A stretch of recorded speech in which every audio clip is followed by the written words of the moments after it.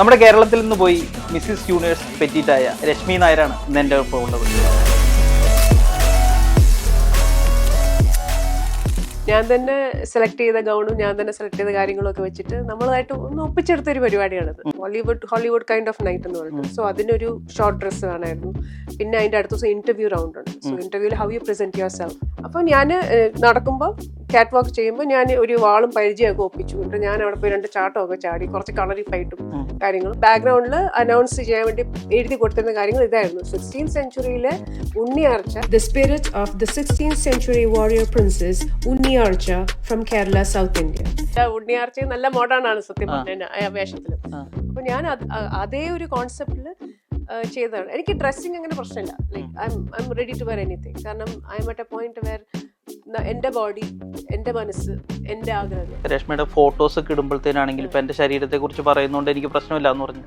അങ്ങനെയുള്ള കമന്റ്സ് വരാറുണ്ടോ? ശരീരത്തെ വർണ്ണിച്ചോ അങ്ങനെ എന്തെങ്കിലും? പേഴ്സണലി DM മെസ്സേജസ് വരാറുണ്ട്. അതങ്ങ് ഇഗ്നോർ ചെയ്താൽ മതിയല്ലോ. എന്ത് രീതിയിലുള്ള വരുന്നത്? വളരെ വളകറായിട്ടുള്ളത് അതും കൂടി വേണമായിരുന്നു, അതും കൂടെ അങ്ങ് കളഞ്ഞുകൂടായിരുന്നു, അങ്ങനത്തെ പറയുന്നത്.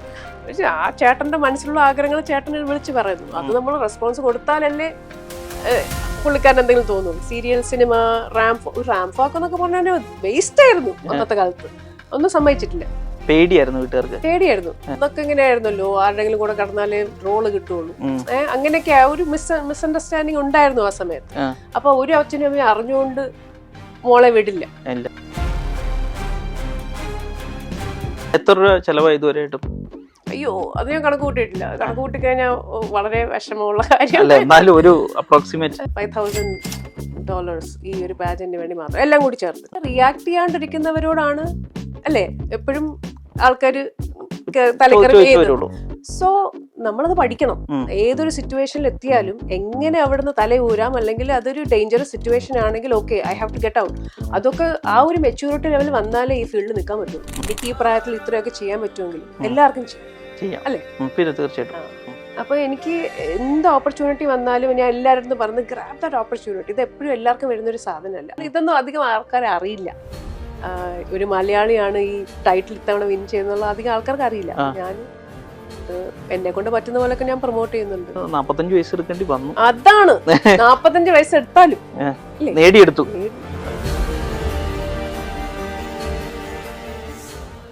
വാട്സാപ്പ് വഴി ഇംഗ്ലീഷ് പഠിക്കാൻ ഇംഗ്ലീഷ് കഫേ ഉള്ളപ്പോൾ ഇംഗ്ലീഷ് ഒരു വിഷയമേ അല്ല. English cafe presents you the perfect English. English cafe, we present you the perfect English. WhatsApp now 9633 888 575. നമസ്കാരം. നമ്മുടെ കേരളത്തിൽ നിന്ന് പോയി മിസ്സിസ് യൂണിവേഴ്സ് പെറ്റീറ്റായ രശ്മി നായരാണ് ഇന്ന് എൻ്റെ ഒപ്പം ഉള്ളത്. Rashmi, welcome to the show. Thank you. നമസ്കാരം. ഫസ്റ്റ് തന്നെ ഒരു കൺഗ്രാറ്റുലേഷൻ. Thank you. വളരെ സന്തോഷമുള്ളൊരു നിമിഷത്തിലാണ് നമ്മളിരിക്കുന്നത്. അപ്പൊ നമുക്ക് ഈ ക്രൗൺ വെച്ചോണ്ട് തന്നെ തുടങ്ങിയാലോ? എടുത്തു വെക്കണോ? ഓ, നല്ല വെയിറ്റ് ഉള്ള സാധനമാണ്. കുറച്ചുകൂടെ കൊള്ളാമോ? പിന്നെ സൂപ്പറാ.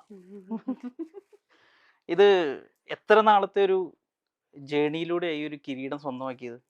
ഇത് സത്യം പറയണെങ്കിൽ ഒരു 6 മാസം. ഇത് വെക്കാലോ. സോ പാജന്റിൽ പോകണം എന്ന് അങ്ങനെ ആഗ്രഹിച്ചു പോയതൊന്നുമല്ല. ഞാൻ കുറച്ചു കാലമായിട്ട് മോഡലിംഗ് ചെയ്യുന്നുണ്ടായിരുന്നു. അങ്ങനെ വന്നൊരു ഓപ്പർച്യൂണിറ്റിയാണ്. അപ്പൊ ഈ പ്രൊഡക്ഷൻ കമ്പനിനെ വിളിച്ചിട്ട് ഇങ്ങനെ ഒരു പാജന്റ് ഉണ്ട്, താല്പര്യം ഉണ്ടോ എന്ന് ചോദിച്ചു. എന്നാ പിന്നെ ശരി, കുറച്ച് കോണ്ടന്റ് ഒക്കെ ആവും, കുറച്ച് നല്ല ഡ്രസ്സൊക്കെ ഇട്ട് സ്റ്റേജിൽ കയറാം, ആ ഒരു ആഗ്രഹത്തിന് പോയതാണ്. അപ്പോൾ പക്ഷേ പ്രിപ്പറേഷൻ വന്നത് ഇത് ഡിസംബറിലായിരുന്നു. സോ ജൂലൈയിലാണ് ഞാൻ പോകാൻ തീരുമാനിച്ചത്. സോ അപ്പം തൊട്ടുള്ളൊരു പ്രിപ്പറേഷൻ ആയിരുന്നു. അതിൽ കുറച്ച് പേജന്റ് വാക്കിൻ്റെ ഒരു കോച്ച് ഉണ്ടായിരുന്നു. പിന്നെ ഡ്രസ്സിങ്ങിൻ്റെ എന്തൊക്കെയാണ്, ഏത് തരം ഗൗൺ വേണം, പിന്നെ ഒരു പ്രോപ്പർ റൗണ്ട് ഉണ്ടായിരുന്നു. അപ്പോൾ അതിൻ്റെതൊക്കെ ആയിട്ടുള്ള കുറേ സജഷൻസും റെക്കമെൻഡേഷൻസും ഒക്കെ ആലോചിച്ച് കൂട്ടി അങ്ങനെ ഒരു 5-6 മാസം ഉണ്ടായിരുന്നു. ഇപ്പൊ ഇത് ചെയ്യുമ്പോഴത്തേനും ഇതിനൊരു ടീം ഉണ്ടാവുമല്ലോ, അതെയോ? എനിക്ക് ടീമൊന്നും ഇല്ലായിരുന്നു. ഞാൻ സാധാരണക്കാരിയായിട്ടാണ് പോയത്. ഞങ്ങള് സോ എല്ലാ സ്റ്റേറ്റിൽ നിന്നും ഒരാളെ സെലക്ട് ചെയ്യും. ആ സ്റ്റേറ്റിന് ഒരു പ്രത്യേക ഒരു കോമ്പറ്റീഷൻ ഉണ്ടാവും. അപ്പൊ ഞാൻ മിനസോട്ട എന്ന് പറഞ്ഞ സ്റ്റേറ്റിൽ നിന്ന് വിൻ ചെയ്തതാണ്. എന്നിട്ട് പല സ്റ്റേറ്റിൽ നിന്ന് വരുന്ന 40 പേരുണ്ടായിരുന്നു ഇതിന് വേണ്ടിയിട്ട്. പക്ഷെ അങ്ങനെ ഒരു ടീം ആ ലെവലൊന്നും എത്തിയിട്ടില്ല. അതൊക്കെ ശരിക്കും മിസ്സസ് യൂണിവേഴ്സ് എന്ന കാറ്റഗറിയിൽ, USA കാറ്റഗറിയിലാണ്. ഞാൻ പെറ്റീറ്റ് കാറ്റഗറിയിലായിരുന്നു. സോ എൻ്റെ ടീം ഞാൻ തന്നെയായിരുന്നു. ഞാൻ തന്നെ സെലക്ട് ചെയ്ത ഗൗണും ഞാൻ തന്നെ സെലക്ട് ചെയ്ത കാര്യങ്ങളൊക്കെ വെച്ചിട്ട് നമ്മളായിട്ട് ഒന്ന് ഒപ്പിച്ചെടുത്ത ഒരു പരിപാടിയാണത്. ഇതിന്റെ ഒരു ഇത്രയും ഒരു റീച്ച് ഉണ്ടാവുന്നത് വിൻ ചെയ്ത് കഴിഞ്ഞിട്ടാണ് ശരിക്കും മനസ്സിലാക്കിയത്. ഇത്ര റീച്ച് ഉണ്ടെന്ന്. ആ അപ്പൊ സ്വന്തമായിട്ട് തന്നെയാണ് ഇപ്പോഴും സ്വന്തമായിട്ട് തന്നെയാണ് ടീം എന്ന് പറയുന്നത്. ഓക്കെ.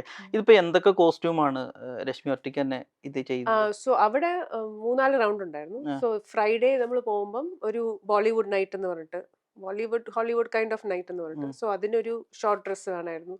പിന്നെ അതിന്റെ അടുത്ത ദിവസം ഇന്റർവ്യൂ റൗണ്ട് ഉണ്ട്. സോ ഇന്റർവ്യൂവിൽ how you present your self, ആ ഒരു റൗണ്ട് ഉണ്ടായിരുന്നു. പിന്നെ അത് കഴിഞ്ഞിട്ട് ഒരു ഡിസ്കഷന്റെ ഒരു റൗണ്ട് ഉണ്ടായിരുന്നു. പിന്നെ നെക്സ്റ്റ് ഡേ പ്രോപ്പർ റൗണ്ട് ഉണ്ടായിരുന്നു. പിന്നെ ലാസ്റ്റ് ആ ഈവനിങ് റൗണ്ട് ഉണ്ടായിരുന്നു. ആ റൗണ്ടിലാണ് നമ്മുടെ ഉണ്ണിയാർച്ചയുടെ വേഷവുമായിട്ട് വന്നത്. അത് പ്രോപ്പർ റൗണ്ടിൽ. സോ അത് പറയേണ്ട ഒരു കാര്യം, എടുത്തു പറയേണ്ട ഒരു കാര്യം, ഞാൻ പ്രോപ്പർ റൗണ്ട് എന്ന് അവർ പറയുമ്പോൾ നമ്മൾ ഏത് സ്റ്റേറ്റിനെയാണ് റെപ്രസെന്റ് ചെയ്യുന്നത്, ആ സ്റ്റേറ്റിൽ എന്തെങ്കിലും ഒരു കാര്യമാണ് ഇവർ ഉദ്ദേശിക്കുന്നത്. അപ്പൊ ഞാൻ മിനസോട്ട എന്ന് പറഞ്ഞ അമേരിക്കയിലെ സ്റ്റേറ്റില് പ്രത്യേകിച്ച് ഒന്നും ഇല്ല. അവിടെ ഒരു വർഷത്തിൽ ഒരു 8 മാസം സ്നോയാണ്. സോ നമ്മളെ ഒരു ഐസ് ബോക്സ് എന്നാണ് അവർ വിളിക്കുന്നത്. കാരണം കാനഡയുടെ തൊട്ട് താഴെയായിട്ടുള്ള സ്റ്റേറ്റ് ആണ്. അപ്പൊ എപ്പോഴും സ്നോ. അപ്പൊ ഞാൻ വിചാരിച്ചു വന്നാൽ പിന്നെ ഒരു സ്നോ ക്വീൻ ആവാം. ഞാനൊരു വെള്ള ഗൗണൊക്കെ മേടിച്ച് ഒരു സ്നോ ഫ്ലേക്കിന്റെ സംഭവമൊക്കെ വെച്ച് എല്ലാം ഓർഡർ ചെയ്തിട്ടിട്ട് നമുക്ക് ആ മനസ്സിനൊരു തൃപ്തി വരുന്നില്ല. എത്ര ചെയ്തിട്ടും ഒരു ഇമ്പാക്ട്ഫുൾ ഇത് കൊള്ളാം എന്നൊരു ഫീലിംഗേ വന്നില്ല. അപ്പോഴാണ് അവര് പറഞ്ഞത്, എന്നാ പിന്നെ ഈ സ്റ്റേറ്റ് പിടിക്കണമെന്നില്ല, you can go back to your roots. നാട്ടില് സ്റ്റേറ്റ് പിടിച്ചാലും മതി. നമ്മുടെ കേരളത്തിലാണോ സംഭവങ്ങൾ കുറവ്. അപ്പൊ പിന്നെ എനിക്ക് ഓപ്ഷൻസായി. അത് കൺഫ്യൂഷനായി. പിന്നെ ഞാൻ തപ്പിയെടുത്തതാണ് ഉണ്ണിയാർച്ച. കാരണം നമുക്കിതിനൊരു പർപ്പസ് വേണം. നമ്മൾ ഈ പാജന്റൊക്കെ പോകുമ്പോൾ എപ്പോഴും നമ്മൾ എന്താണ് നമ്മുടെ പർപ്പസ് എന്നൊക്കെ ഉള്ള ഒരു കാര്യം. അപ്പൊ ഞാൻ വിചാരിച്ചു വുമൻ എംപവർമെന്റ്, അത് ആ ഒരു ഉദ്ദേശത്തിൽ. അപ്പൊ ഞാൻ ഉണ്ണിയാർച്ചയാണെങ്കിൽ നമ്മുടെ 16ാമത്തെ സെഞ്ചുറിയിൽ പുള്ളിക്കാരി നാടിന് വേണ്ടി പോരാടിയ ഒരു വ്യക്തിയാണ്. അന്നത്തെ കാലത്ത് ആ ധൈര്യത്തില് പുള്ളിക്കാരി അത് ചെയ്തു വെച്ചിരിക്കുകയാണ്. പക്ഷെ ഇന്നത്തെ കാലത്ത് നമുക്ക് ആ ധൈര്യം ഉണ്ടോ? നമുക്കൊരു പാഷൻ ഫോളോ ചെയ്യണമെങ്കിലോ എന്തെങ്കിലും ഒരു കാര്യം ഒരാൾ പറയുമ്പോൾ നമുക്ക് ഇഷ്ടമല്ലെങ്കിൽ അതിന് റിയാക്ട് ചെയ്യാനോ ഉള്ള ധൈര്യം ഇന്നും പെണ്ണുങ്ങൾക്കില്ല, ഇല്ലേ? അപ്പൊ ഞാൻ വിചാരിച്ചു എന്നാ അതായിരിക്കട്ടെ എൻ്റെ ഒരു മെസ്സേജ്. അപ്പൊ ഞാൻ ആ ഒരു മെസ്സേജിൽ ഞാൻ ഉണ്ണിയാർച്ചാൻ്റെ ഒരു മോഡേണൈസ് ഒരു കോസ്റ്റ്യൂം ഡിസൈൻ ചെയ്തു. എന്നിട്ട് ഞാൻ എൻ്റെ തന്നെ മിനസോട്ടയിൽ തന്നെ ഒരു ഡിസൈൻ ടാസ് പുള്ളിക്കാരി സിമി ടോൺ പുള്ളിക്കാരി എടുത്ത് പറഞ്ഞിങ്ങനെ എനിക്ക് തയ്പ്പിച്ച് തരണം. പുള്ളിക്കാരി she did a great job. തയ്പ്പിച്ചിട്ട് എനിക്ക് അതും പോരാ, എനിക്ക് കേരള റെപ്രസെന്റേഷൻ. സോ നമ്മളൊരു കേപ്പ് ഉണ്ടാക്കി, അതിൽ കേരള എന്നൊക്കെ എഴുതി, അതിന്റെ താഴെ കുറച്ച് ആനയും തൃശ്ശൂർ പൂരത്തിന്റെ ഒരു സ്റ്റൈലൊക്കെ ചെയ്തു. ഞാൻ ഫ്ലൈറ്റ് കയറുന്നിട്ട് തലേദിവസം രാത്രി 8 മണി വരെ പുള്ളിക്കാരുടെ വീട്ടിലിരുന്ന് നമ്മൾ കമന്ന് കിടന്ന് പണി ഉണ്ടാക്കിയൊരു കേപ്പൊക്കെ ആയിരുന്നു. അപ്പോൾ ഞാൻ നടക്കുമ്പോൾ കാറ്റ് വാക്ക് ചെയ്യുമ്പോൾ ഞാൻ ഒരു വാളും പരിചയമൊക്കെ ഒപ്പിച്ചു. എന്നിട്ട് ഞാൻ അവിടെ പോയി 2 ചാട്ടമൊക്കെ ചാടി, കുറച്ച് കളറിഫൈറ്റും കാര്യങ്ങളും. പിന്നെ അതിന്റെ ബാക്ക്ഗ്രൗണ്ടിൽ അനൗൺസ് ചെയ്യാൻ വേണ്ടി എഴുതി കൊടുത്തിരുന്ന കാര്യങ്ങൾ ഇതായിരുന്നു: 16th സെഞ്ചുറിയിലെ ഉണ്ണിയാർച്ച അന്ന് എടുത്ത ആ ഒരു ധൈര്യം വേണം നമ്മൾ ഇന്ന് പെണ്ണുങ്ങൾ എടുക്കാനായിട്ടുള്ളത്. അതിങ്ങനെ ആരുടെ അടുക്കും പോയി യുദ്ധം ചെയ്യാനല്ല, പക്ഷെ സ്വന്തമായിട്ടൊരു നിലപാടുണ്ടാക്കിയെടുക്കുക, ഫൈനാൻഷ്യൽ ഇൻഡിപെൻഡൻസ്, അല്ലെങ്കിൽ follow your passion, believe in your self, ആ കാര്യങ്ങളൊക്കെ കൂട്ടിച്ചേർത്തുകൊണ്ട് എംപവർമെന്റ് എന്ന പേരിൽ ഞാൻ കണക്ട് ചെയ്തു. അത് എല്ലാവർക്കും ഇഷ്ടപ്പെട്ടു. കാരണം അതൊരു പർപ്പസുമായിട്ട് കണക്ട് ചെയ്യുമ്പോഴാണല്ലോ നമുക്ക് ആ ഒരു ക്യാരക്ടർ കുറച്ചുകൂടെ ലൈവ്ലി ആക്കാൻ പറ്റുന്നത്. അപ്പൊ ആ ഒരു തീം ഞാൻ എക്സിക്യൂട്ട് ചെയ്ത്, എനിക്ക് ജയിച്ചില്ലെങ്കിലും അതൊരു സംഭവം എനിക്ക് എങ്ങനെയെങ്കിലും ചെയ്ത് ഇമ്പാക്ട്ഫുൾ ആക്കണം എന്നൊരാഗ്രഹം ഉണ്ടായിരുന്നു. അപ്പൊ എനിക്ക് ഭയങ്കര സന്തോഷമായി ഞാനത് ചെയ്തു വന്നപ്പോ തന്നെ. അതായത് എന്റെ ശരിക്കും പറഞ്ഞ വിജയം. ആ റൗണ്ട്. അതിന് എത്ര ദിവസം എടുത്തു ആ ഒരു കോസ്റ്റ്യൂം ചെയ്ത് തീർക്കാനായിട്ട്? അത് എല്ലാം കൂടി 2 ആഴ്ച. ഭയങ്കര പാടായിരുന്നു. ഞാൻ കോസ്റ്റ്യൂം ഒക്കെ ഡിസൈൻ ചെയ്തു. പുള്ളിക്കാരിയുടെ മദറിലോ മരിച്ചു അതിൻ്റെ ഇടയ്ക്ക്. സോ കുറച്ച് ഹോൾട്ട് വന്നു. പിന്നെ നമ്മളൊരു 2 ആഴ്ച കൊണ്ടാണ് അത്രയും ചെയ്തെടുത്തത്. ഈ ഒരു മത്സരത്തിന് പോകുമ്പോഴത്തേനും എന്തെല്ലാം പ്രിപ്പറേഷൻസ് എടുത്തിരുന്നേ? ഇതൊക്കെ തന്നെയായിരുന്നു. ഞാന് ശരിക്കും പറഞ്ഞു കഴിഞ്ഞാല് ഞാൻ പറഞ്ഞില്ല, എനിക്ക് ഇങ്ങനെ കോണ്ടന്റ് ഉണ്ടാക്കുക, സ്റ്റേജിൽ പോയി കുറെ പടം എടുക്കുക. നമ്മൾ എന്ത് ചെയ്താലും we have to make our presence felt. അതാണ് നമ്മുടെ ഉദ്ദേശം. ജയിച്ചില്ലെങ്കിലും ആൾക്കാർ എന്നെ ഓർത്തിരിക്കണം. ആ ഒരു ഇമ്പാക്ട് എവിടെ പോയാലും നമ്മൾ ചെയ്തിരിക്കണം. അപ്പൊ എനിക്ക് അത്രേ ഉണ്ടായിരുന്നുള്ളൂ. പോവുക, ഇങ്ങനെ ഉണ്ണിയാർച്ച കാണിക്കുക, നല്ലൊരു ഗൗൺ ഇടുക, നടക്കുക, ഇതൊക്കെ ഉണ്ടായിരുന്നുള്ളൂ എൻ്റെ ഒരു ആഗ്രഹം എന്ന് പറഞ്ഞത്. അപ്പൊ അങ്ങനെ ഞാൻ ജയിക്കാൻ വേണ്ടി പ്രിപ്പയർ ചെയ്തോന്ന് ചോദിച്ചാൽ അങ്ങനെ ഇല്ല. പക്ഷെ മെയിൻ ആയിട്ട് പ്രിപ്പയർ ചെയ്തിരുന്നത് ഈ ക്വസ്റ്റ്യൻ ആൻഡ് ആൻസർ റൗണ്ടിൽ വരുമല്ലോ. അപ്പൊ കുറെ ജനറിക് ആയിട്ടുള്ള ക്വസ്റ്റ്യൻസ് നമ്മളിങ്ങനെ മനസ്സിൽ ആൻസർ ഇങ്ങനെ ഡ്രാഫ്റ്റ് ചെയ്ത് വെച്ചിട്ടുണ്ടായിരുന്നു. അപ്പൊ എന്നും ഒരു ഞാൻ ഡ്രൈവ് ചെയ്യുമ്പോഴോ അല്ലെങ്കിൽ ഉറങ്ങാൻ കിടക്കുമ്പോഴോ ഒക്കെ ഇങ്ങനെ കുറച്ച് ജനറിക് ആയിട്ടുള്ള ആൻസേഴ്സ് ഇങ്ങനെ നമ്മൾ പറഞ്ഞു നോക്കും, അല്ലെങ്കിൽ ടൈപ്പ് ചെയ്ത് ഇതിങ്ങനെ പറയാം, കുറച്ച് പോയിന്റ്സ്, എല്ലാ ആൻസറിനും എടുത്തിടാൻ പറ്റിയ കുറച്ച് പോയിന്റ്സ്, അങ്ങനത്തെ പ്രിപ്പറേഷൻ കുറെ ചെയ്തിട്ടുണ്ടായിരുന്നു. ഓക്കെ. ഇപ്പൊ അവിടെ എന്ന് പറഞ്ഞു കഴിഞ്ഞിട്ടുണ്ടെങ്കിൽ കൂടുതലായിട്ടും ഈ ആൾക്കാരുടെ വസ്ത്രധാരണം എന്ന് പറഞ്ഞിട്ടുണ്ടെങ്കിൽ കുറച്ച് മോഡേൺ രീതിയിലാണല്ലോ. അപ്പൊ അതിൽ നിന്ന് മാറി ചിന്തിക്കാം എന്ന് ഓർത്തിട്ടാണോ നമ്മുടെ നാട്ടിലെ ഉണ്ണിയാർച്ചയുടെ വേഷത്തിലേക്ക് വന്നത്? അല്ല, ഞാൻ ശരിക്കും നാട് തന്നെ റെപ്രസെന്റ് ചെയ്യണം എന്ന് വെച്ചിട്ട് തന്നെയാണ്. പക്ഷെ ഞാൻ അതൊന്ന് മോഡേണൈസ് ചെയ്തെടുത്തു. സത്യം പറഞ്ഞാൽ നമ്മുടെ മമ്മൂട്ടിയുടെ സിനിമ വടക്കൻ വീരഗാഥയിലെ ഉണ്ണിയാർച്ചയും നല്ല മോഡേൺ ആണ് സത്യം പറഞ്ഞ വേഷത്തിലും. അപ്പൊ ഞാൻ അതേ ഒരു കോൺസെപ്റ്റില് ചെയ്തതാണ്. എനിക്ക് ഡ്രസ്സിങ് അങ്ങനെ പ്രശ്നമില്ല. Like I'm ready to wear anything. കാരണം I'm at a point where എൻ്റെ ബോഡി, എൻ്റെ മനസ്സ്, എൻ്റെ ആഗ്രഹങ്ങൾ അതാര് കോമെന്റ് ചെയ്താലും I don't have a problem. ഇല്ലേ, നമ്മൾ ഒരു ലെവൽ കഴിഞ്ഞാൽ അങ്ങനെ ചിന്തിക്കണം. അങ്ങനെ ചിന്തിക്കുന്ന ഒരു വ്യക്തിയാണ് ഞാൻ. അപ്പം എനിക്ക് അത് ഒരുപാട് എക്സ്പോഷർ ആവുമോ അല്ലെങ്കിൽ ഒരുപാട് കവേർഡ് ആവും അങ്ങനെ ഒന്നും ചിന്തിച്ചിട്ടില്ല. എനിക്ക് ആ ക്യാരക്ടറിന് ഒരു എന്താ പറയാ, ഒരു ജസ്റ്റിഫൈ ചെയ്ത് കാണിക്കണം, അത്രേ ഉണ്ടായിരുന്നുള്ളൂ.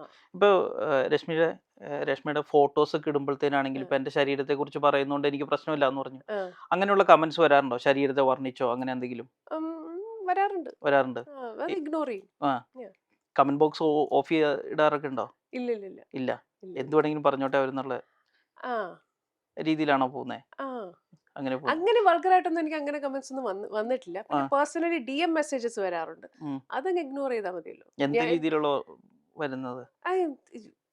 വളരെ വൾഗറായിട്ടുള്ളത് അതും കൂടി വേണമായിരുന്നു, അതും കൂടെ അങ്ങ് കളഞ്ഞുകൂടായിരുന്നു, അങ്ങനത്തെ കുറെ. പക്ഷെ ആ ചേട്ടന്റെ മനസ്സിലുള്ള ആഗ്രഹങ്ങൾ ചേട്ടനെ വിളിച്ച് പറയുന്നു, അത് നമ്മൾ റെസ്പോൺസ് കൊടുത്താലല്ലേ പുള്ളിക്കാരൻ എന്തെങ്കിലും തോന്നുള്ളൂ. ഇഗ്നോർ ചെയ്യുക, അത്രേ ഉള്ളൂ. ഈ ഫാമിലിയുടെ ഒരു സപ്പോർട്ടൊക്കെ എങ്ങനെയായിരുന്നു? ഫാമിലിയുടെ സപ്പോർട്ട് ഭയങ്കരമായിരുന്നു. എൻ്റെ ഹസ്ബൻഡ് റോഷൻ, പുള്ളിക്കാരൻ അറിയാം എൻ്റെ ഒരു ക്യാരക്ടർ. ഞാൻ എനിക്ക് എന്തെങ്കിലും ഒരു പാഷൻ ചെയ്യണം എന്നുണ്ടെങ്കിൽ ഞാൻ കഷ്ടപ്പെട്ടത് ചെയ്യും. I work hard.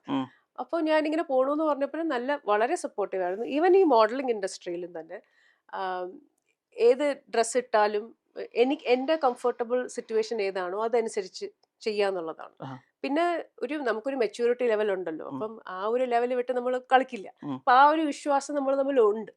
സോ ഭയങ്കര സപ്പോർട്ടായി. ഞാൻ ഈ പാജന്റിന് പോകണമെന്ന് പറഞ്ഞപ്പോഴും എനിക്ക് ഫുൾ സപ്പോർട്ടായിട്ട് നിന്നതും, പിന്നെ ഈവൻ ഫൈനാൻഷ്യലി ഞങ്ങൾക്ക് അങ്ങനെ സ്പോൺസേഴ്സ് അങ്ങനെ ഒന്നും ഉണ്ടായിരുന്നില്ല. സോ നമ്മൾ തന്നെയാണ് എടുത്തിട്ട് ഫുൾ നമ്മുടെ സേവിങ്സ് ആയിരുന്നു എടുത്തുകൊണ്ടിരുന്നതും. So it was very supportive. എത്ര രൂപ ചെലവായി ഇതുവരെയായിട്ടും? അയ്യോ, അത് ഞാൻ കണക്ക് കൂട്ടിയിട്ടില്ല. കണക്ക് കൂട്ടിക്കഴിഞ്ഞാൽ വളരെ വിഷമമുള്ള കാര്യം. എന്നാലും ഒരു approximate I don't know. I spent around $5K. $5K for that. Yeah, $5,000 ഈ ഒരു പാജന്റിന് വേണ്ടി മാത്രം, എല്ലാം കൂടി ചേർത്ത്. ഇന്ത്യൻ റുപ്പീസ് വരുമ്പോഴത്തേനും അയ്യോ വേണ്ട എന്തിനാ വെറുതെ. അതൊക്കെ വളരെ ദുഃഖകരമായ കാര്യം. പിന്നെ ഞാൻ ജയിച്ചു എന്നുള്ളതിന്റെ ഒരു സമാധാനം അതുകൊണ്ട് ഓക്കെയാണ്. കുറച്ചു കാലമായിട്ട് റീൽസിൽ നിന്നും ഫോട്ടോസിൽ നിന്നൊക്കെ ആണല്ലോ ഒരു സ്റ്റാർട്ടിങ് ഉണ്ടായിരുന്നത്. അങ്ങനെ തുടങ്ങിയാണ് പതുക്കെ മോഡലിംഗിലേക്കും ഈ ഒരു ലെവല് വരെ എത്തിയേക്കുന്നത്. അത് മാത്രം എന്ന് പറയാൻ പറ്റില്ല. എനിക്ക് ഭയങ്കര ആഗ്രഹമായിരുന്നു, എനിക്ക് ഭയങ്കര പാഷനാണ് ആ ഒരു lime light. I love the stage, I love the ramp, ചെറുപ്പം തൊട്ടിട്ട്. പക്ഷെ അതിനൊരു അവസരം കിട്ടാത്തതുകൊണ്ടായിരുന്നു. അപ്പൊ അവസരം കിട്ടാൻ തുടങ്ങിയപ്പോൾ ഞാനതങ്ങ് യൂസ് ചെയ്യുന്നതേ ഉള്ളൂ. അതുകൊണ്ട് എനിക്ക് മനസ്സിലൊരു എവിടെയോ ആ ഒരു ആഗ്രഹം ഉണ്ടായിരുന്നു. അപ്പൊ ഒരു ചാൻസ് തപ്പി നടക്കായിരുന്നു. ചാൻസ് കിട്ടിയതും ഐ ഗ്രാബ്ഡ് ഇറ്റ്. ഓക്കെ. അല്ല, ഇവിടെയുള്ള വീട്ടുകാർ സമ്മതിക്കാത്തോണ്ടാണോ കേരളത്തിൽ വെച്ച് നോക്കായിരുന്നേ? വീട്ടുകാർ സമ്മതിച്ചില്ല, സത്യമായിട്ട് സമ്മതിച്ചില്ല.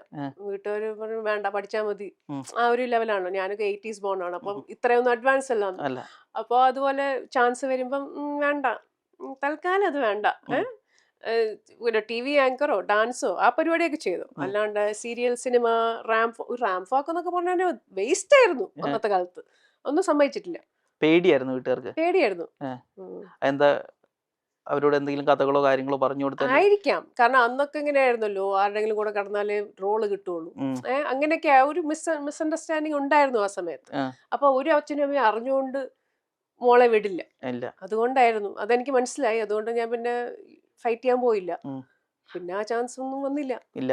ഇപ്പൊ പറഞ്ഞു ഒരാളുടെ കടന്നു കഴിഞ്ഞാലാണ് റോള് കിട്ടുള്ളൂ എന്ന് പറഞ്ഞു. അങ്ങനെ ഒരു മിസ്അണ്ടർസ്റ്റാൻഡിങ് ഉണ്ടായിരുന്നു. പക്ഷെ ഇപ്പോ ആ ഒരു ലെവലിലേക്ക് എത്തിക്കഴിഞ്ഞപ്പോ, ആ ഒരു മേഖലയിലേക്ക് ചെന്ന് കഴിഞ്ഞപ്പോഴത്തേനും രശ്മിക്ക് തോന്നുന്നുണ്ടോ അങ്ങനെ ഒരു ചാൻസ് വേണമായിരുന്നു? ഇല്ല, എനിക്ക് അങ്ങനത്തെ ആൾക്കാർ ഉണ്ടായിരിക്കാം. പക്ഷെ ഞാൻ പറഞ്ഞില്ലേ, നമ്മളുടെ ഒരു സ്റ്റാൻഡാണ്, നമ്മളുടെ ആറ്റിറ്റ്യൂഡാണ് ഇതിനെല്ലാം ഒരു ഉത്തരം എന്ന് പറയുന്നത്. ഇപ്പൊ ഞാൻ ഭയങ്കര അയ്യോ ഞാൻ പാവാണെന്ന് ഇന്നസെന്റിൽ നിന്ന് കഴിഞ്ഞാൽ they are going to utilise ഇല്ലേ? പക്ഷെ എൻ്റെ ഒരു ഐ എം വെരി ലൗഡ്, എൻ്റെ അടുത്ത് എന്തെങ്കിലും പറഞ്ഞാൽ ഐ റിയാക്ട്. സോ അങ്ങനെ റിയാക്ട് ചെയ്യാണ്ടിരിക്കുന്നവരോടാണ് അല്ലേ എപ്പോഴും ആൾക്കാർ തലക്കറി ചെയ്യുന്നത്. സോ നമ്മളത് പഠിക്കണം.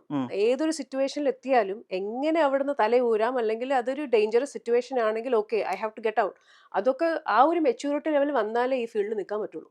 സോ ഐ എം കോൺഫിഡൻറ്റ്, എനിക്ക് ആ ഒരു മെച്യൂരിറ്റി ലെവൽ ഉണ്ടെന്നും ആ ഒരു ധൈര്യം എനിക്ക് ഉള്ളത് കൊണ്ട് ഐ എം ഓക്കെ. അപ്പൊ അങ്ങനെ സിറ്റുവേഷൻസ് നമ്മൾ ദൂരന്ന് സെൻസ് ചെയ്യുമ്പോൾ തന്നെ ഇറങ്ങി പോവുക അല്ലേ, അത് ചെയ്യാൻ പഠിക്കണം. സോ അങ്ങനെ ഒരു സെൻസ് എനിക്ക് ഉള്ളത് കൊണ്ട് ഐ എം ഓക്കെ വിത്ത്. എനിക്കറിയാം ഇപ്പോൾ ഉള്ള പെൺകുട്ടികൾക്ക് അങ്ങനത്തെ ഒരു സെൻസ് കുറവാണ് എന്നാണ് തോന്നുന്നത്. എനിക്ക് തോന്നുന്നു. കാരണം ഏതാണ് ശരി ഏതാണ് തെറ്റ് എന്നുള്ളൊരു വ്യത്യാസം ഇപ്പോഴും ചെറിയ പിള്ളേർക്ക് മനസ്സിലാവുന്നില്ല എന്ന് എനിക്ക് തോന്നാറുണ്ട്. ഇല്ല, അത് എക്സ്പീരിയൻസ് കൊണ്ടാണ് വരുന്നത്. അതെ, അത് പഠിക്കേണ്ടിയിരിക്കുന്നു. രശ്മിയുടെ 40ാമത്തെ വയസ്സിലാണ് മനസ്സിലാക്കിയത്. സത്യം, ഞാനൊരു ലേറ്റ് ബ്ലൂമറാണ്. ഞാൻ ഐ വിഷ് 20 വയസ്സിൽ ഇതൊക്കെ അറിയായിരുന്നുവെങ്കിൽ കുറച്ചും കൂടെ ലൈഫിൽ കുറച്ചും കൂടെ അറ്റത്തെത്താമായിരുന്നു. പക്ഷെ ഇറ്റ് ഈസ് നെവർ ലേറ്റ്. ഞാൻ അതാണ് പറയുന്നത്, എല്ലാവരും മോട്ടിവേറ്റ് ചെയ്യും. എനിക്ക് ഈ പ്രായത്തിൽ ഇത്രയൊക്കെ ചെയ്യാൻ പറ്റുമെങ്കിലും എല്ലാവർക്കും ചെയ്യാം അല്ലേ? പിന്നെ തീർച്ചയായിട്ടും ആ ഒരു പാഷൻ ഉണ്ടായിരിക്കണം. പിന്നെ എനിക്ക് I don't mind, I can work hard, I will work hard. എന്തെങ്കിലും ഒരു ചെയ്യണം എന്നൊരു ആഗ്രഹം ഉണ്ടെങ്കിൽ നമ്മൾ അതിനുവേണ്ടി കഷ്ടപ്പെട്ട് ഇറങ്ങിത്തിരിക്കുക. അത് ഇറങ്ങിത്തിരിക്കുകയാണെങ്കിൽ നമ്മൾ എവിടെയെങ്കിലും എത്തും, ഉറപ്പായിട്ടും എത്തും. കാരണം IT ഫേമിലാണ് വർക്ക് ചെയ്യുന്നത്. അതിന്റെ ഇടയ്ക്ക് കിക്ക് ബോക്സിംഗ് ഉണ്ട്, MC ചെയ്യാൻ പോകുന്നുണ്ട്, ഇതെല്ലാ കാര്യങ്ങളും ചെയ്യുന്നുണ്ട്. ഇതിൽ പറയാത്ത എന്തെങ്കിലും കാര്യങ്ങളുണ്ടോ? ഇല്ല, MC ചെയ്യുന്നുണ്ട്. ഞാൻ ഫിറ്റ്നസ് ഇൻസ്ട്രക്ടറാണ്, IT പ്രൊഫഷണലാണ്. കലാപരമായ എന്ത് കിട്ടിയാലും ഞാൻ അതെടുത്ത് ചെയ്യും. ഈ ബാക്കിയുള്ളവർക്ക് സമയമില്ല എന്ന് പറഞ്ഞ് അവരൊന്നും ചെയ്യാതിരിക്കുമ്പോ രശ്മി ഇതിലൊക്കെ വിജയം കണ്ടെത്തുമ്പോഴത്തേനും ബാക്കിയുള്ളവർക്ക് ഒരു കുശുമ്പ് തോന്നാറുണ്ടോ? ഉണ്ടല്ലോ. പിന്നെ പെണ്ണുങ്ങൾക്ക് കുശുമ്പ് തോന്നില്ലെങ്കിൽ പിന്നെ എന്ത് തോന്നാറുണ്ട്. I have lost A few friends also. അത് കുശുമ്പന്റെ ആണോ? നമ്മള് ഫ്രണ്ട്ഷിപ്പ് എന്ന് പറയുന്നത് നമ്മളൊരു ബാലൻസ് ആക്ട് ആണ് അല്ലേ? അപ്പം നമ്മൾ ഫ്രണ്ട്സ് ആയിരിക്കുന്ന ആരുമായിട്ടാണ് നമ്മളുമായിട്ട് കണക്ട് ആവുന്ന നമ്മളുടെ അതേ ലെവലിലുള്ള ആൾക്കാരാണ്. പക്ഷെ വേറൊരു ഫ്രണ്ട് ഒരു ഇച്ചിരി പൊങ്ങുമ്പോ ഒബ്വിയസ്ലി ആ ബാലൻസ് അവിടെ പോവാണ്. അത് കുശുമ്പല്ല, അത് അവൾക്ക് ഇത്രയായി, അവളങ്ങ് കേറിപ്പോയി, ഇനി എന്റെ ലെവലിൽ വരില്ല, എനിക്ക് ആ ലെവലിൽ എത്താൻ പറ്റില്ല. അപ്പൊ നമ്മൾ ഇഗ്നോർ ചെയ്യുക, അങ്ങനെ മാറി മാറി പോണതാണ്. അത് ഞാനായിട്ട് മാറ്റുന്നതല്ല. ഞാൻ ഇന്നും പഴയ ആള് തന്നെയാണ്. എന്റെ ഇപ്പൊ ക്രൗൺ കിട്ടിയെന്ന് വെച്ചിട്ട് അതിന്റെ ഒരു അഹങ്കാരം എനിക്കില്ല. ഞാൻ ഇപ്പോഴും എന്റെ ഫ്രണ്ട്സിനോട് പറയുന്നത്, എനിക്ക് ചെയ്യാമെങ്കിൽ നിനക്കും ചെയ്യാം, ഞാൻ എന്റെ വഴി കാണിച്ചു തരാം, എവിടെയാണ് പോകേണ്ടത്. മോഡലിംഗ് ആണെങ്കിൽ മോഡലിംഗ്, ഡാൻസിങ് ആണെങ്കിൽ ഡാൻസിങ്, പാജന്റ് ആണെങ്കിൽ പാജന്റ്, അത് എനിക്കറിയാം. So I can help you എന്ന് ഞാൻ ഓഫർ ചെയ്യുന്നുണ്ട്. പക്ഷെ ചിലർക്ക് വേണ്ട, നീ ഒരു വേറെ ലെവൽ എത്തി, ഇനി നീ നമ്മളുമായിട്ട് അഡ്ജസ്റ്റ് ആയി പോവില്ല എന്ന് വിചാരിച്ചു പോണവർക്ക് നമുക്കൊന്നും ഐ കാൻറ്റ് ഹെൽപ്പ് ഇറ്റ്. അങ്ങനെ ആരെങ്കിലും പറഞ്ഞിട്ടില്ല, പക്ഷെ സ്വഭാവം കാണുമ്പോ അറിയാലോ. Okay, you are moving away from me എന്നുള്ളൊരു തോന്നൽ വരുമ്പോ ഞാൻ പിന്നെ തിരിച്ചങ്ങനെ വിളിക്കാറില്ല. ഓക്കെ, അങ്ങനെയാണ് തോന്നുന്നതെങ്കിൽ നമുക്കൊന്നും ചെയ്യാൻ പറ്റില്ല. ഇപ്പൊ മിസ്സസ് യൂണിവേഴ്സ് ആയി മലയാള സിനിമകളിലേക്കൊക്കെ നോക്കുന്നുണ്ടോ? അങ്ങനെ എനിക്ക് ഓപ്പർച്യൂണിറ്റീസ് ഒന്നും വന്നിട്ടില്ല. അല്ല, ആരോടെങ്കിലും ഒക്കെ ചാൻസ് ചോദിക്കും, അങ്ങനെ എന്തെങ്കിലും? ചാൻസ് ഞാൻ ചോദിച്ചിട്ടൊന്നുമില്ല ഇതുവരെ. പക്ഷെ എന്തെങ്കിലും ചാൻസ് വന്നാൽ ഞാൻ പറ്റുന്നതാണെങ്കിൽ ഒബ്വിയസ്ലി ചെയ്യും. എന്റെ ഇപ്പൊ ലൈഫിലില്ല, എന്റെ തോന്നൽ ഇപ്പൊ ഞാനിപ്പോ ഒരു പീക്കിൽ നിൽക്കുകയാണ് ഈ പ്രായത്തിൽ. I'm going to turn 45. അപ്പൊ ഞാനൊരു പീക്കിൽ നിൽക്കുകയാണ്. This is my year. അപ്പൊ എനിക്ക് എന്ത് ഓപ്പർച്യൂണിറ്റി വന്നാലും ഞാൻ എല്ലാവരും പറഞ്ഞത് ഗ്രാബ് ദാറ്റ് ഓപ്പർച്യൂണിറ്റി. ഇത് എപ്പോഴും എല്ലാവർക്കും വരുന്ന ഒരു സാധനമല്ല. ആരും നമുക്ക് വീട്ടിൽ കൊണ്ടൊരു ഓപ്പർച്യൂണിറ്റി തരികയില്ല. സോ കിട്ടുന്ന സാധനങ്ങൾ അല്ലെങ്കിൽ കഷ്ടപ്പെട്ടിട്ടായാലും എന്ത് വന്നാലും എടുത്ത് ട്രൈ ചെയ്യാം ഇല്ലേ? അറ്റ്ലീസ്റ്റ് ഐ ക്യാൻ സേ ഞാൻ ട്രൈ ചെയ്തു, നടക്കാഞ്ഞിട്ടാണ്, പക്ഷെ ഐ ട്രൈഡ് അല്ലേ? അപ്പം കിട്ടിയ ഒബ്വിയസ്ലി ഞാൻ പോയി ട്രൈ ചെയ്യും. അങ്ങനെ വന്നു കഴിഞ്ഞിട്ടുണ്ടെങ്കിൽ ഒരു ചെയ്യാൻ ഉദ്ദേശിക്കുന്ന ഒരു കഥാപാത്രം എന്തായിരിക്കും? ഒരു ഉണ്ണിയാർച്ചയൊക്കെ വേണമെങ്കിൽ ചെയ്യാം. കാരണം ഫിറ്റ്നസും കിക്ക് ബോക്സൊക്കെ ഉള്ളതുകൊണ്ട് ഒരു ഫൈറ്റ് സീനൊക്കെ കിട്ടിയാൽ നന്നായിരിക്കും. ഫൈറ്റ് ചെയ്യാൻ ഭയങ്കര ഇഷ്ടമാണോ? ചെറിയ ആഗ്രഹങ്ങളൊന്നുമല്ല. ഫൈറ്റ് ചെയ്യാൻ ഭയങ്കര ഇഷ്ടമാണോ? ഫൈറ്റ് ചെയ്യാനല്ല, കിക്ക് ബോക്സിംഗ് ഒക്കെ എനിക്ക് കുറച്ച് താല്പര്യമുള്ള കാര്യങ്ങളാണ്. അതുകൊണ്ട് അതില് മത്സരിക്കാൻ പോയിട്ടുണ്ടോ കിക്ക് ബോക്സിംഗില്? അയ്യോ ഇല്ല, അല്ല അത്രയൊന്നും ആയിട്ടില്ല. അതും കൂടെ നോക്കാൻ പാടില്ലായിരുന്നോ? വരികയാണെങ്കിൽ നോക്കും. ഞാൻ പറഞ്ഞില്ലേ, ഈ ഓപ്പർച്യൂണിറ്റി വരികയാണെങ്കിൽ തീർച്ചയായിട്ടും എല്ലാം ട്രൈ ചെയ്യും. ലൈഫിൽ നമുക്ക് കിട്ടേണ്ട കാര്യങ്ങളും ആഗ്രഹിച്ച കാര്യങ്ങളും എല്ലാം ചെയ്യണമെന്നും ഒക്കെ ഉള്ളൊരു ആഗ്രഹമുള്ളൊരു വ്യക്തിയാണ് ഞാൻ. സോ കിട്ടിയാ ചെയ്യും. ഇതുവരെ രശ്മി ആഗ്രഹിച്ച കാര്യങ്ങളെല്ലാം കിട്ടിയിട്ടുണ്ടോ? ആം, പക്ഷെ വളരെ കഷ്ടപ്പാടുകളിലൂടെയാണ് കിട്ടിയിട്ടുള്ളത്. പക്ഷെ എനിക്ക് ചെയ്യണം എന്ന് ആഗ്രഹമുള്ള ഒരുപാട് ഇപ്പം ഈ പാജൻട്രി ഒക്കെ തന്നെ. പിന്നെ ചില ഫാഷൻ ഷോസ് ഞാൻ ലോക്കലി മിനസോട്ടയിൽ കുറേ ലോക്കൽ ഫാഷൻ ഡിസൈനേഴ്സിന് വേണ്ടി വർക്ക് ചെയ്യാറുണ്ട്. ചില ഡിസൈനേഴ്സ് ഞാൻ പോയി ഓഡിഷനിൽ കിട്ടാണ്ടൊക്കെ ഇരിക്കും. അപ്പം പക്ഷെ ഞാൻ പറയും, ഞാൻ നോക്കിക്കോ, ഞാൻ അവന് ആ ഡിസൈനറിന് വേണ്ടി ഞാൻ എങ്ങനെയെങ്കിലും പോയിരിക്കും. അങ്ങനെ ഞാൻ കഷ്ടപ്പെട്ട് ഓഡിഷന് പോയി പോയി പോയി പോയി കിട്ടിയ സംഭവങ്ങളുണ്ട്. സോ അത് കഷ്ടപ്പാടിലാണ്. I work hard. എനിക്ക് കഷ്ടപ്പെടാൻ ഒരു മടിയുമില്ല. പക്ഷെ കിട്ടിയിട്ടുണ്ട്. ഇപ്പൊ ഇങ്ങനെ ഒരുപാട് സ്ഥലത്ത് പോയിട്ടുണ്ട്, അവിടുന്ന് റിജക്ഷൻസ് കിട്ടിയിട്ടുണ്ട്. മാനസികമായിട്ടും തളർത്തിയ ഏതെങ്കിലും റിജക്ഷൻസ് ഉണ്ടോ? ആദ്യമൊക്കെ ഉണ്ടാവും, എനിക്ക് ഓർമ്മയില്ല, പക്ഷെ ആദ്യമൊക്കെ ഉണ്ടാവാറുണ്ട്. ഞാൻ ആദ്യമായിട്ട് എനിക്ക് ഒരു ഓഡിഷന് പോയിട്ട് കിട്ടിയ ഒരു മിനസോട്ട ഫാഷൻ വീക്ക് എന്ന് പറഞ്ഞിട്ടൊരു ഇതിലായിരുന്നു. സംഭവിച്ചെന്ന് വെച്ചാൽ ഞാൻ ആദ്യമായിട്ട് പോയ ഓഡിഷനിൽ തന്നെ എനിക്ക് കോൾ ബാക്ക് വന്നു. അപ്പൊ എനിക്ക് ഇച്ചിരി അഹങ്കാരം വന്നു. ഇതിപ്പോ എനിക്ക് കിട്ടും. പക്ഷെ അതിനുശേഷം പോയ ഒന്നും വിളിച്ചില്ല. അപ്പൊ ഞാൻ വിചാരിച്ചു, ഇതെങ്ങനെയാണല്ലേ. അതിനുശേഷം പോയ 3-4 ഓഡിഷനിൽ എനിക്ക് ഒരു കോൾ ബാക്കും വന്നില്ല. അപ്പോഴാണ് ഞാൻ പഠിച്ചത്, ഇതിലൊന്നും അല്ല കാര്യം. നമ്മൾ ഓഡിഷനിൽ പോയിട്ട് എങ്ങനെ പെർഫോം ചെയ്യുന്നു സോൾലി അതിനെ ബേസ് ചെയ്തിട്ടാണ് സെലക്ഷൻസ് വരുന്നത്. അപ്പൊ ഞാൻ പഠിച്ചു ഇനി എങ്ങനെ നല്ലോണം കാറ്റ് വാക്ക് ചെയ്യാം, അല്ലെങ്കിൽ അവരുദ്ദേശിക്കുന്ന രീതിയിലുള്ള പോർട്ട്ഫോളിയോ ഉണ്ടാക്കി കൊടുക്കുകയും അങ്ങനെ അതിനെ ഇംപ്രസ് ചെയ്യാന്നുള്ളതും ആ ഒരു ബാക്ക്ഗ്രൗണ്ടിൽ ഞാൻ റിസർച്ച് ചെയ്ത് തനിയെ പഠിച്ചു ഇറങ്ങി. എല്ലാം തനിയെ പഠിച്ചാണ് ഇറങ്ങുന്നത്? വേറെ ട്രെയിനറോ കാര്യങ്ങളൊന്നുമില്ല? ഇല്ല, സത്യമായിട്ടും. ശരിക്കും അതാണ് ഇവിടുത്തെ പ്രശ്നം എന്ന് പറയുന്നത്. So that is what I want to promote also. ഒരു ഗൈഡൻസ് ഇവിടെ കിട്ടുന്നില്ല. ഇപ്പം ഞാൻ എൻ്റെ സ്കൂളിൽ പോയിട്ടുണ്ടായിരുന്നു ഇത് കിട്ടിയിട്ട്, ജസ്റ്റ് അവരെ ഒന്ന് ഇൻസ്പയർ ചെയ്യാൻ വേണ്ടിയിട്ട്. അപ്പൊ പിള്ളേരോട് ചോദിക്കുന്നത്, ചേച്ചി ഇത് എങ്ങനെ ഒപ്പിച്ചെടുത്തു, ലൈക്ക് ഏത് വഴിയാണ് ഇതുവരെ എത്തിയത്? അപ്പൊ ഞാൻ പറയുന്നത്, ഞാൻ വഴി കണ്ടുപിടിച്ച് വെച്ചിട്ടുണ്ട്, നിങ്ങൾക്കൊക്കെ ഉള്ള റോഡ് ക്ലിയർ ആക്കി വെച്ചിട്ടുണ്ട്. So come to me. എന്തെങ്കിലും ആവശ്യമുണ്ടെങ്കിൽ എൻ്റെ അടുത്ത് വരും. ഫസ്റ്റ് സ്റ്റെപ്പ് എന്ന് പറയുന്നത് നമുക്ക് എടുക്കാനുള്ള ഒരു ധൈര്യമാണ്. ഓക്കെ, എനിക്ക് ആ first step I want to do this എന്ന് പറഞ്ഞ് ഇറങ്ങി തിരിക്കാനുള്ള ധൈര്യം അതുണ്ടെങ്കിൽ എന്തും സാധിക്കും. ആ ധൈര്യം ഉണ്ടായി കഴിഞ്ഞിട്ട് പിന്നെ നമ്മൾ ഓഡിഷന് പോവുക. ഇതെല്ലാം കഷ്ടപ്പാടിലൂടെ കിട്ടിയിട്ടുള്ളൂ അല്ലേ. അല്ലാണ്ട് എൻ്റെ അറ്റ്ലീസ്റ്റ് ഇൻ മൈ ലൈഫ് എനിക്ക് എല്ലാം കഷ്ടപ്പെട്ടിട്ട് കിട്ടുള്ളൂ. ആരും ഒന്നും ഇതുവരെ കൊണ്ട് തന്നിട്ടില്ല.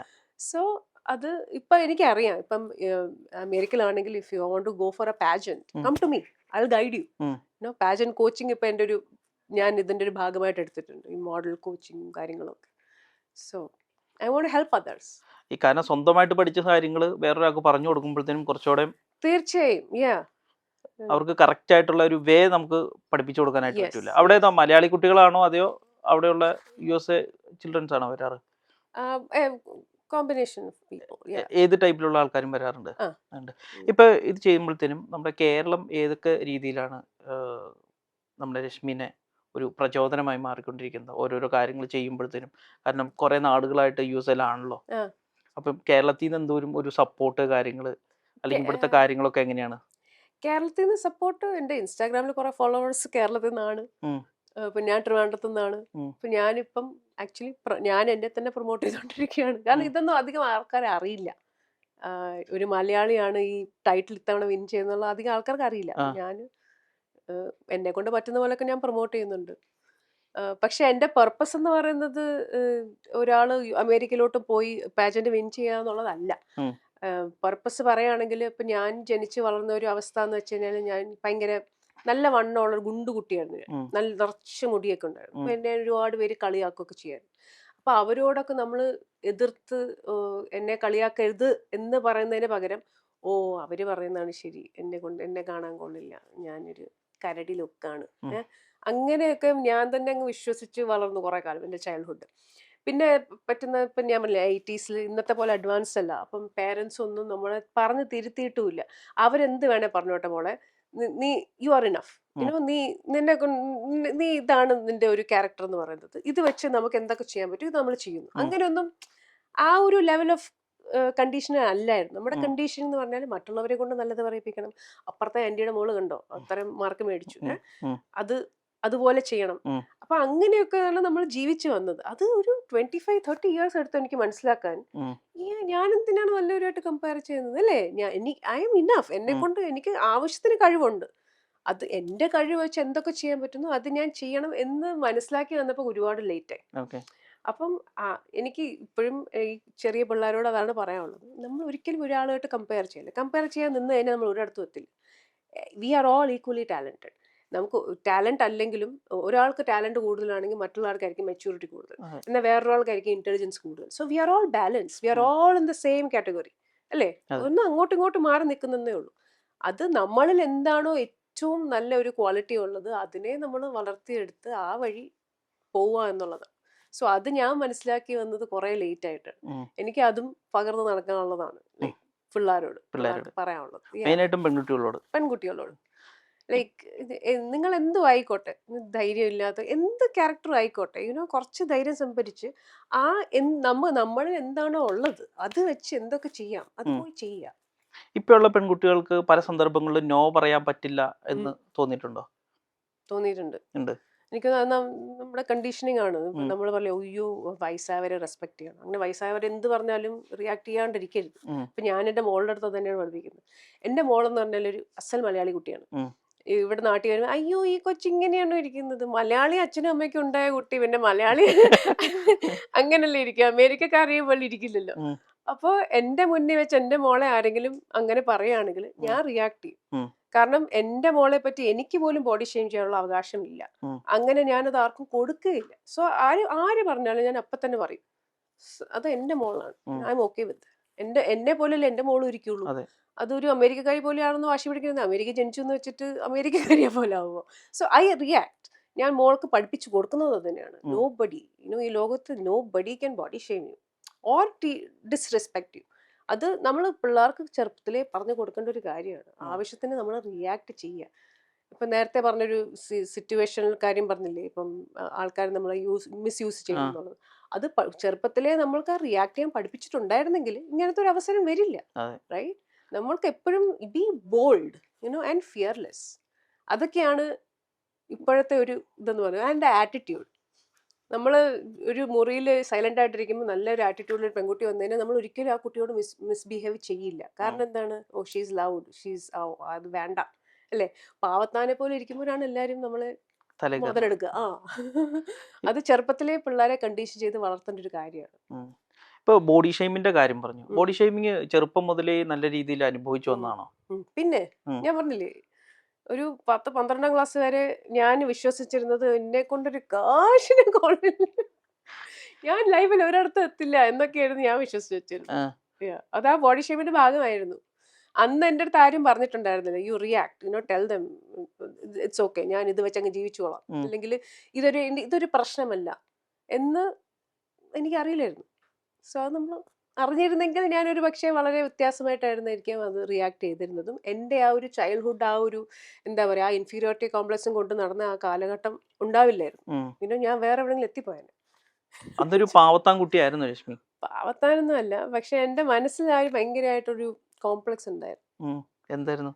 ലൈക്ക് അതുകൊണ്ട് ഞാൻ അങ്ങനെ ആഗ്രഹം ഉണ്ടെങ്കിൽ അങ്ങനെ ട്രൈ ചെയ്യാൻ പോവില്ല. ഇപ്പൊ ഡാൻസ് കോമ്പറ്റീഷന് വിളിക്കുമ്പോഴൊന്നും നമ്മൾ പോയി ഡാൻസ് കളിച്ച് കാണിക്കും ടീച്ചർ ഫ്രണ്ടിൽ, അതിനുള്ള ധൈര്യം എനിക്കില്ലായിരുന്നു. എന്റെ വിചാരം എന്നെ കൊണ്ട് കൊള്ളില്ലല്ലോ, മറ്റുള്ളവർ പറയുന്നത് ഞാൻ അത്ര പോരാന്നല്ലേ, പിന്നെ ഞാൻ എന്തിനു പോണം, അങ്ങനെ കുറെ ഓപ്പർച്യൂണിറ്റീസ് എനിക്ക് മിസ്സായി അല്ലേ. അത് പക്ഷെ അതിന്ന് 45 വയസ്സ് എടുക്കേണ്ടി വന്നു. അതാണ് 45 വയസ്സ് എടുത്താലും നേടിയെടുത്തു. ഇനി എന്താണ് ഫ്യൂച്ചർ പ്ലാൻസ് ഒക്കെ? എന്താ ഫ്യൂച്ചർ? ഞാൻ ഇന്റർനാഷണൽ മിസ്സസ് യൂണിവേഴ്സിൽ പാർട്ടിസിപ്പേറ്റ് ചെയ്യും. അത് മനിലയിലാണ്, ഒക്ടോബർ 1 തൊട്ട് 9 വരെ. അവിടെ പോയി ഇതുപോലെ മേക്ക് മൈ പ്രസൻസ് ഫെൽറ്റ്. എല്ലാ സ്റ്റേജിലും നല്ലോണം എനിക്ക് പെർഫോം ചെയ്യാൻ സാധിക്കണം. പ്ലസ് എനിക്ക് ഇൻസ്പയർ ചെയ്യണം എല്ലാവരെയും.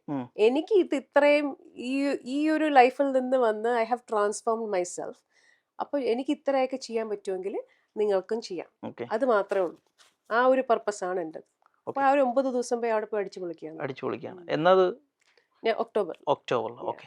അപ്പൊ അതിലും പോയി കിരീടം അണിയാൻ സാധിക്കട്ടെ. Thank you very much.